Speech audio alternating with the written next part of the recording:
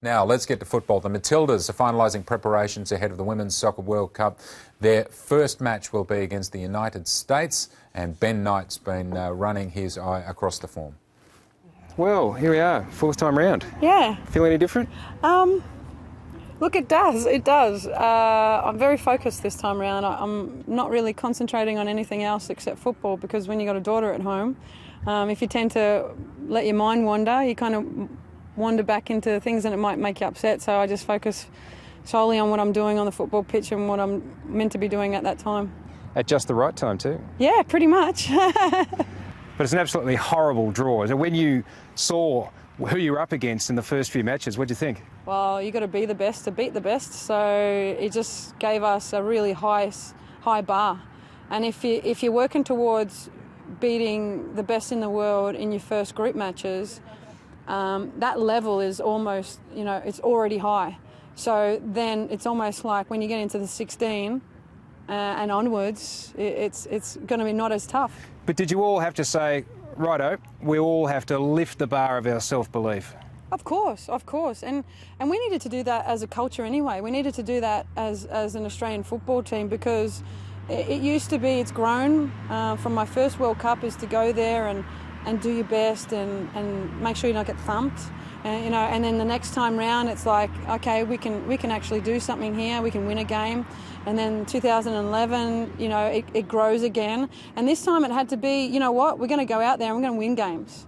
And we're going out to win games. We're not there to make up numbers. We're not going there to draw or to tie or just scrape through. We're going there to actually win games and make sure that we're going to put a stamp on this World Cup. Now, this is the team that lost its last major tournament game, which was the Asian Cup final. It's been 6 months since then. You've been flat out preparing. What's different about this team compared to then? Oh, it's a different team in terms of belief. Going from a position of probably a little bit of, lacking self-belief. That sort of umming and ahhing. Am I good? Am I this good? Do I really want it? Is it worth it? To now being, in each other's pockets for 6 months, and we're like family. Honestly, in any other team, you would have been sick of each other 3 weeks in. We've just all grown as people. We've grown. The kids they've got such a maturity level now. I mean, I still look at them and think, you're only 21, you're only 19. It's just unbelievable. So you've watched the Women's World Cup just get bigger and bigger, but you can also probably remember a time in Australia when even the Australian football authorities just weren't that interested in the women's game. What's changed?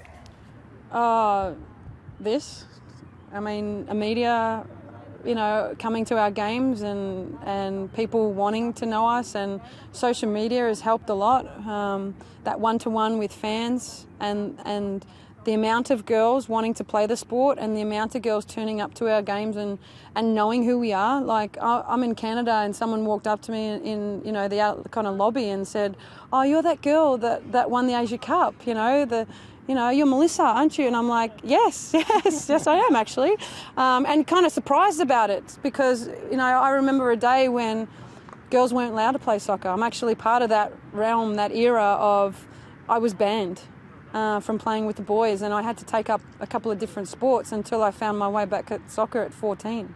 So I remember the time when our shirts didn't fit. We had hand-me-downs from the Socceroos, and just all those things that have gone, they're a distant memory. We've got, really lovely uniforms. We look the biz, we play the biz, and people just are utterly surprised when they see us play.